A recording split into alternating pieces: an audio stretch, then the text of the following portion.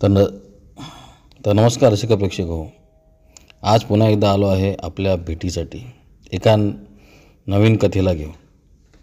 या माझ्या कथेचं नाव आहे बाई तुम्हाला राग येणार नसेल तर एक बोलू.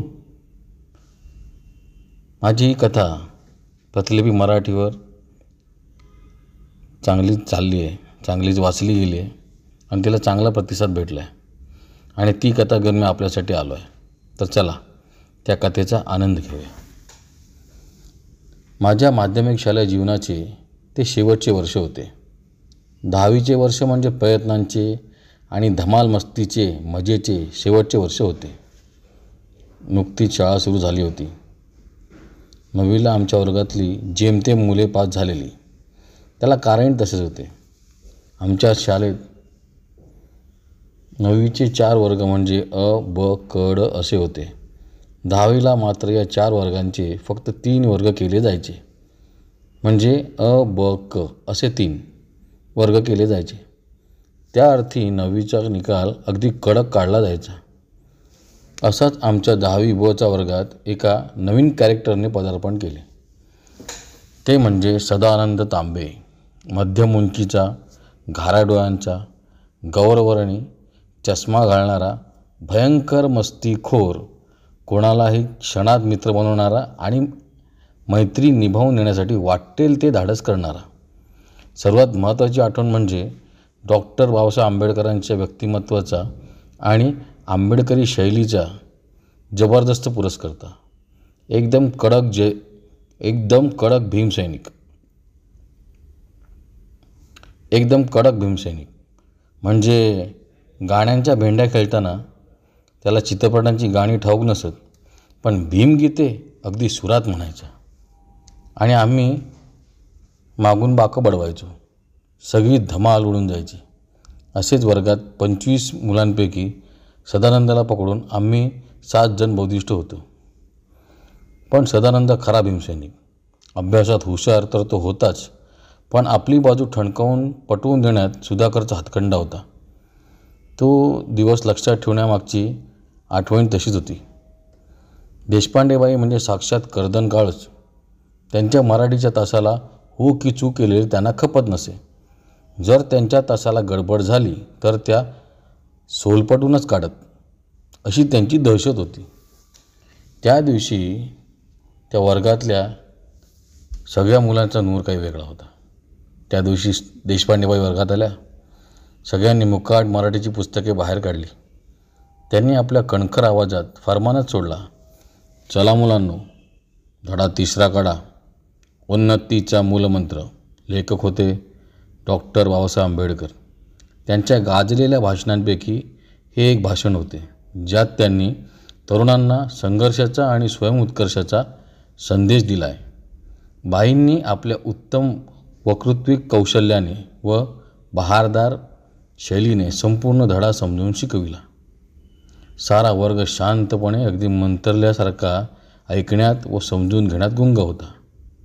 धडा 20 मिनिटात शिकून झाल्यानंतर देशपांडेबाईंनी डॉक्टर बाबासाहेब आंबेडकर यांच्या एकूण कुशल राजनीतिज्ञ, उत्कृष्ट अर्थतज्ञ, निष्णात कायदेतज्ञ व भारतीय संविधानाचे शिल्पकार, प्रभावशाली संपादकीय अशा एक ना अनेक बाजूंवर मार्गदर्शनपर विचार मांडत त्यांच्या महान कार्याचा गौरव शब्दातून मांडला. त्यापैकी त्यांच्या संवैधानिक विचारावर त्यांनी जास्त भर दिला. त्यांच्या एकूण व्यक्तिमत्वाबद्दल त्यांनी आपल्या परीने सांगण्याची सगळे प्रयत्न केले आणि ते उत्तमच होते.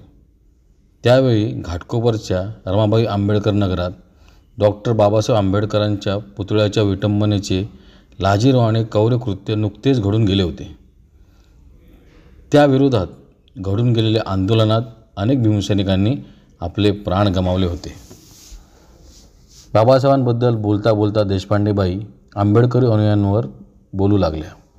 त्या म्हणाल्या, ज्या डॉक्टर बाबासाहेब आंबेडकरांनी अस्पृश्यांना मानवतेचे, समतेचे हक्क प्रदान केले, शिक्षणाचा मूलगामी सर्वोत्तम अधिकार बहाल करून शहाणे करण्याचा प्रयत्न केला, त्याच डॉक्टर आंबेडकरांना त्यांच्याच अनुयायांनी देव बनवून टाकले, देवाऱ्यात बसवले. डॉक्टर आंबेडकर एक महामानव आहेत, क्रांतीसूर्य आहेत. त्यांची प्रतिमा उच्च कोटीची आहे. त्यांच्या पुतळ्याची विटंबना केल्याने काय डॉक्टर आंबेडकरांची प्रतिमा विटाळणार आहे? सूर्याकडे पाहून थुंकल्याने काय सूर्याची प्रतिमा मलिन होते? उलट थुंकणारा स्वतःची घाण स्वतःवरच उडून घेतो. मग या आंबेडकरी अनुयायांना इतका गदारोळ करण्याचे कारण काय? डॉक्टर आंबेडकर महान आहेत, मग त्यांच्या अनुयायांना एका पुतळ्याच्या विटंबनेसाठी सगळे राज्य डोक्यावर घेण्याची गरज काय? बाईंनी इतके म्हणून विराम घेतला. वर्गात शांतता पसरली. इतक्यात एक हात वर आला. तो सदानंद तांबेचा होता. सगळ्यांचे लक्ष आता सदानंदकडे होते. देशपांडेबाईंच्या चेहऱ्यावर तर उग्र प्रश्नचिन्ह उभे होते. त्या आपल्या कणखर आवाजात गरजल्या, काय रे तांबे, काय झालं असे मध्ये झेंडे मिरवायला? सुधाकर हळूच उभा राहिला, म्हणाला, बाई, आता आपण ज्या विषयावर बोलत आहात त्या संदर्भात काही सुचवायचे होते, पण आपली परवानगी असेल तर. बाई, तुम्हाला राग येणार नसेल तर एक बोलू का? यावर देशपांडेबाईंनी होकारार्थी मान डोलावत आपल्या गंभीर स्वरात म्हटले, विचार, काय विचारायचे आहे? सदानंद पुढे बोलू लागला, आणि हो बाई, आधीच क्षमा मागतो. उगाच बोलताना जर माझ्या तोंडातून वेडे वाकडे बाहेर निघालेच तर माफी असावी. देशपांडेबाई म्हणाल्या, बरं बाबा, खुशाल विचार, उगाच वेळ वाया घालू नकोस, पटपट विचार. या सगळ्यांचे लक्ष सदानंदवर आणि सदानंद देशपांडेबाईंच्या निशाण्यावर. सदानंद, समजा तुमच्या वडिलांच्या गळ्यात कोणी चपलांचा हार घातला तर तुम्हाला कसे वाटेल? सदानंदने हे वाक्य उच्चारता जणू समुद्राला उधाणच आले. वर्गात मुलांची कुजबूज वाढली. देशपांडेबाई रागाने लालबुंद झाल्या. त्यांनी रागाने पुढ्यातले डस्टर फळ्या पुसण्याचे सदानंदला फेकून मारले. सदानंदने खाली वाकत ते चुकवले. मागच्या भिंतीवर आदळून ते डस्टर खाली पडले. सुदैवाने कुणाला दुखापत झाली नाही. देशपांडेबाई तोंडाने बडबडत हातात छडी घेऊन सदानंदच्या दिशेने येऊ लागल्या. तेव्हा सदानंद नम्र स्वरात म्हणाला, बाई, मी तर आधी क्षमा मागितली होती. तुम्ही हो म्हणालात म्हणून मी पुढे सुरुवात केली. बाई रागाने, म्हणून काय तू सरळ माझ्या वडिलांचा अपमान करशील? सुधाकर स्पष्टीकरण देत, बाई, पण तुम्ही आमच्या गुरु म्हणजे तुमचे वडील पण आमच्यासाठी महानच आहेत ना. मग जर फक्त कल्पनेत त्यांच्या विटंबनेचा विचार मांडला तर तुम्हाला राग येण्याचे कारण काय? ते तर महान आहेत. त्यांचा अपमान करण्याची कल्पना करणारा मी मूर्खसिद्ध झालोच. त्यात त्यांची प्रतिमा कशी मलिन होणार? अरे, आणि जर त्यांची प्रतिमा मलिन होणार नसेल तर तुम्हाला एवढे रागावून जाण्याचे कारण काय? देशपांडेबाई रागवून, अरे मूर्खा, ती माझी नैसर्गिक प्रतिक्रिया आहे. आपल्या वडिलांचा अपमान होताना पाहिल्यावर साहजिकच आहे कोणत्याही मुलाला किंवा मुलीला राग तर येणारच. सदानंदने समाधाने हसत उत्तर दिले, होय ना. जसे तुमच्या वडिलांना म्हटल्यावर इतके शिक्षित असूनही तुमची प्रतिक्रिया नैसर्गिक होती. तुमचा विवेक ढासळला. तर मगापासून तुम्ही ज्यांना डॉक्टर आंबेडकर म्हणून संबोधता आहात ते तुमच्यासाठी असणारे फक्त डॉक्टर आंबेडकर आमच्यासाठी महामानव क्रांतीसूर्य डॉक्टर बाबासाहेब आंबेडकर आहेत. आमचे बाबासाहेब आहेत. मग त्यांच्या झालेल्या विटंबनेवर जर आम्ही नैसर्गिक प्रतिक्रिया दिली तर तो गदारोळ कसा काय ठरतो? तुम्ही म्हणता आम्ही त्यांना देवारात बसवले. हो बाई, आमचे गाडगेबाबा म्हणत, देव दगडात नाही, माणसात सुद्धा माणसात. तो आम्ही बाबासाहेबांमध्ये पाहिला. कारण त्यांनी आम्हाला माणूस म्हणून जगण्याचा अधिकार दिला. त्यांनी तोडल्या आमच्या युगायुगांच्या बेड्या. त्यांनीच दिले माणूस म्हणून जगण्याचे अधिकार आम्हाला. आमच्या प्रत्येकाच्या काळजात फक्त त्यांचेच अढळस्थान आहे, होते आणि कायम राहणार. आम्ही बाबासाहेबांच्या विचारांची पूजा करतो. त्यांचा संघर्ष मनगटात कायम धरतो.